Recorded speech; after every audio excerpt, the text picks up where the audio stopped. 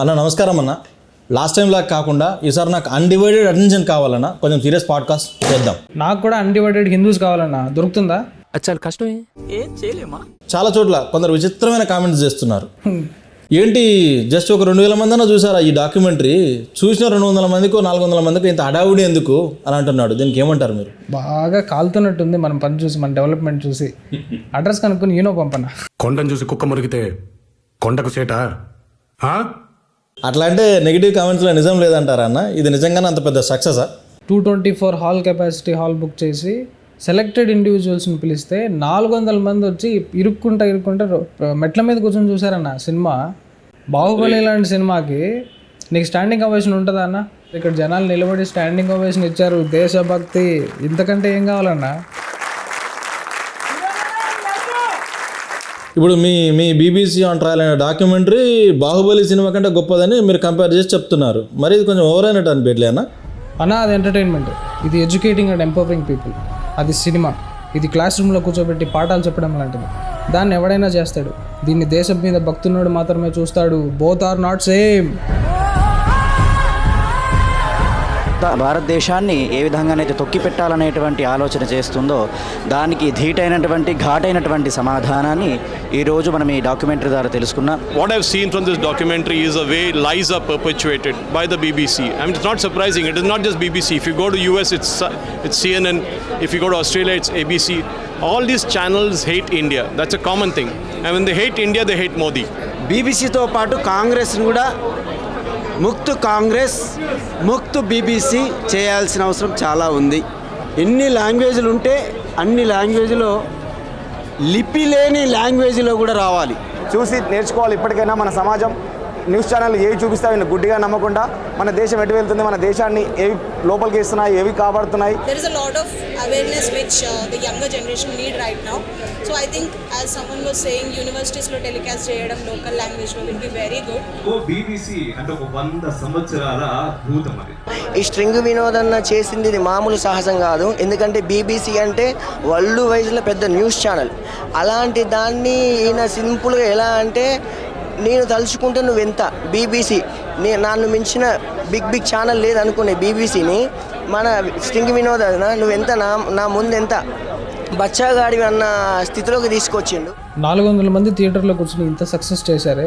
ఇది కూడా just trailer మాత్రమే, దేశం మొత్తం రిలీజ్ అవుతుంది అన్న. ఇంకా కొన్ని దగ్గరలో కూడా కొందరు కామెంట్ చేస్తున్నారు ఏమనంటే, స్ట్రింగ్ వినోద్ని చూస్తే బాధ అనిపిస్తుంది. ఎందుకంటే చాలామంది చోటమోటా యూట్యూబర్స్ అంతా వాళ్ళ సబ్స్క్రైబర్స్ కోసం, వాళ్ళ పాపులారిటీ కోసం స్ట్రింగ్ వినోద్ గారిని వాడుకుంటున్నారు అంటున్నారు. ఏమంటారు దీని గురించి? బాధపడాల్సింది స్ట్రింగ్ వినోదం చూసి కాదన్నా, భారతదేశానికి ఒక ఓటీటీ ప్లాట్ఫామ్ లేదని స్ట్రింగ్ జియోని తీసుకొచ్చాం. దేశం మీద జరుగుతున్న కుట్రలు, మన సనాతన ధర్మం గురించి చెప్పడానికి, ఇప్పటికీ మన దేశం మీద ఎన్నో రకాల దాడులని ఎక్స్పోజ్ చేయడానికి.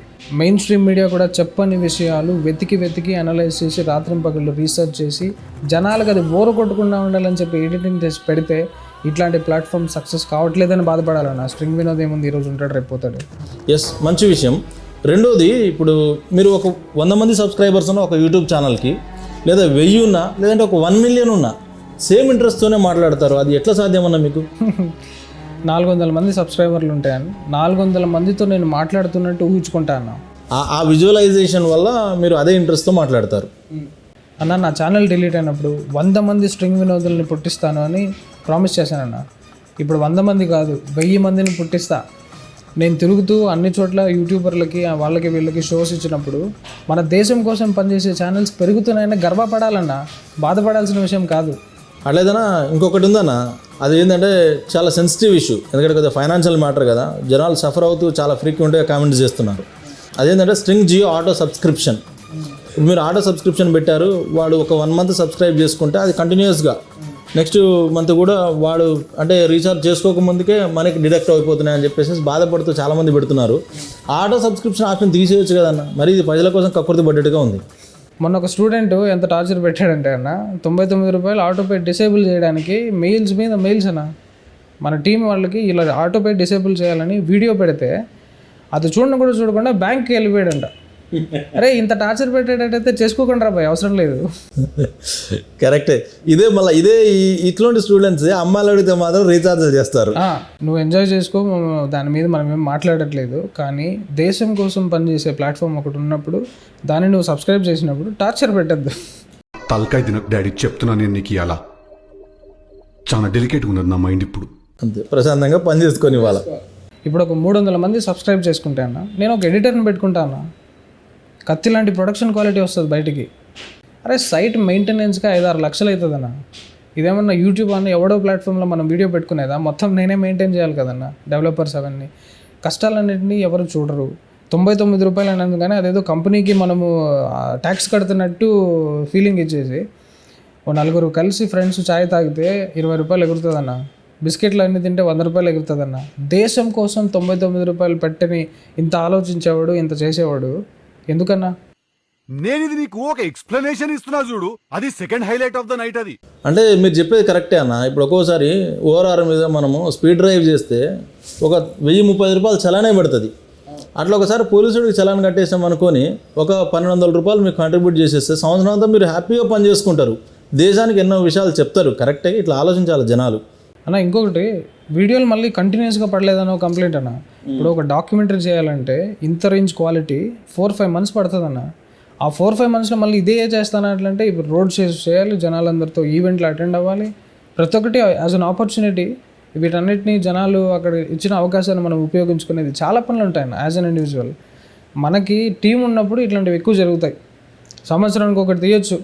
నెక్స్ట్ ఇంకా లిస్ట్లో కత్తి లాంటి డాక్యుమెంటరీస్ ఉన్నాయన్న. మదర్ తెరీసా మీద చేస్తా, మనుస్మృతి మీద చేస్తా, జనాలకి ఎవరికి తెలియని విషయాలు చెప్తాను. ఇవన్నీ స్క్రిప్ట్ ఆల్రెడీ రెడీగా ఉన్నాయి.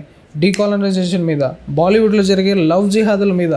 ఇది చాలా ఇంపార్టెంట్ అన్న. ఇది చేయాలంటే ఏం చేయాలన్నా? మనకున్న సబ్స్క్రైబర్ బేస్ బట్టి, మనకు నెక్స్ట్ ఉన్న రెవెన్యూ బట్టి మనం వర్క్ డిసైడ్ చేసుకోగలుగుతాం అంతే అన్న. దేశానికి 100 రూపాయలు పెట్టామని ప్రశాంతంగా పడుకోండి అంతే. బొమ్మ నేను చూపిస్తా. అన్న కామెంట్స్లో కొన్ని మంచి కామెంట్స్ కూడా వచ్చినాయి. కొందరు బీబీసీ ఆన్ ట్రయల్ అనే డాక్యుమెంటరీ చూసిన తర్వాత మేము బీబీసీని అన్ఫాలో చేస్తున్నామని చెప్తున్నారు. సో మీరు హ్యాపీ కదన్నా? హ్యాపీ కాదా అన్న? అంటే ఏం చేస్తే హ్యాపీ ఉంటారన్న? ఇంత పాపులారిటీ వచ్చింది, ఇంత సక్సెస్ అయింది, ఇంకేం చేస్తే హ్యాపీ ఉంటారు మీరు? ట్రయల్ చేస్తే హ్యాపీ ఎక్కడన్నా, ఎగ్జిక్యూషన్ చేస్తే హ్యాపీ. బీబీసీ ఆన్ ట్రయల్ సౌండ్ని మోదీ గారి దగ్గరికి తీసుకెళ్ళాలి. చాలా సింపుల్ ఐడియా అన్న. ఇప్పుడు డాక్యుమెంటరీ అందరూ చూశారు కదా, నిజం తెలిసింది కదా. తీయండి సెల్ఫీ వీడియో, బీబీసీ హటావ్ దేశ్ బచావ్, బ్యాన్ బీబీసీ ముక్త్ భారత్ తీసి మోడీ గారిని ట్యాగ్ చేసి పెట్టండి. ఒకటి. రెండోది, ఎక్కడ బీబీసీ కనబడినా రిపోర్ట్లు కొట్టండి. ఫేక్ న్యూస్, స్పామ్ కంటెంట్, ఫాల్తూ కంటెంట్ రిపోర్ట్లు కొట్టండి. కంప్లీట్గా బీబీసీ ఎగ్జిక్యూషన్ జరిగినప్పుడు ప్రశాంతంగా ఉంటారు. అంటే బీబీసీని ఉరిదీస్తే తప్ప మీకు ఆనందం లేదు. మరి ఇంత వైలెంట్ ఉన్నారేంటన్నా? వీడికి కొంచెం పువ్వుల్ని అమ్మాయిల్ని చూపించండి రా, మరీ వైలెంట్గా ఉన్నాడు. అక్కడ వచ్చిన చాలా కామెంట్స్లో ఇంకొక కామెంట్ కూడా ఏంటంటే, ఈ బీబీసీ ఆన్ ట్రయల్ అనే డాక్యుమెంటరీని మల్టిపుల్ లాంగ్వేజ్లో కూడా చేయమని రిక్వెస్ట్ చేస్తున్నారు. అది కూడా చేస్తే బాగుంటుందేమో. చేయాలని నాకు ఉందన్న, కానీ సపోర్ట్ ఎక్కడుంది? ఈ ఒక్క లాంగ్వేజ్ తీయడానికే తల ప్రాణం తక్కువచ్చింది. కర్ణాటకలో కన్నడ వర్షన్ రిలీజ్ చేసాం. ఇంకా తెలుగు, హిందీ, తమిళ్ చేయాలి, డబ్బింగ్ ఆర్టిస్టులను పెట్టాలి. ఫండ్స్ అన్న, ఎక్కడికి వచ్చినా దీని అమ్మ జీవితం డబ్బులన్న. అది కానీ మనకి ఎవరైనా పెద్దలు వచ్చి ముందుకు వచ్చి దీన్ని ఓన్ చేసుకుని సపోర్ట్ చేస్తే వాడమ్మ జీవితం తీస్తా అన్న. మనుస్మృతి మీద డాక్యుమెంటరీ, తెరీసా మీద డాక్యుమెంటరీ, జనాలు ఎవరికి ఇప్పటిదాకా తెలియని నిజాలు, information that is not available anywhere, decolonisation మీద, డీప్ స్టేట్ మీద, బాలీవుడ్లో జరిగే లవ్ జిహాదుల మీద చేస్తా అన్న డాక్యుమెంటరీ. ఆడమ్మ బొమ్మ కనబడాలి వాడికి. ఒక ఆడపిల్ల తండ్రిగా అడుగుతున్నాను, మీ అబ్బాయిని ఇలాగైనా పెంచేది? సార్, నేను ఒక మగపిల్లవాడి తండ్రిగా చెప్తున్నాను, మేమేం పెంచలేదు, వాడే పెరిగాడు. అంటే ఫండింగ్కు అంటే మీకు సపోర్ట్ చేయడానికి ఎవరు ముందుకు రాకని మీరు అనుకోకండి. మీ వరకు చాలామందికి తెలుసు. నేను ఐఎమ్ షూర్ ఎవరో ఒకరు ముందరికి వస్తారు, కంపల్సరీ మిమ్మల్ని ఓన్ చేసుకుంటారు. మీరు వర్క్ ఆపకండి అన్న. చూడండి, మీరు 1 year లేకపోతే మేము చాలా డిస్టర్బ్ అయినాం. 1 year ఇలా మీరు బీబీసీ అనే ట్రయల్ డాక్యుమెంటరీ తీయగానే so Vinod is back 2.0 start అయింది అని చాలామంది రైట్ వింగ్ యూట్యూబర్స్ మస్తు హ్యాపీ అవుతున్నారన్న. మేము ఏమనుకుంటున్నామంటే, ఒకప్పుడు మాకు కూడా కంటెంట్ చేయాలంటే కొంచెం భయం ఉండేది.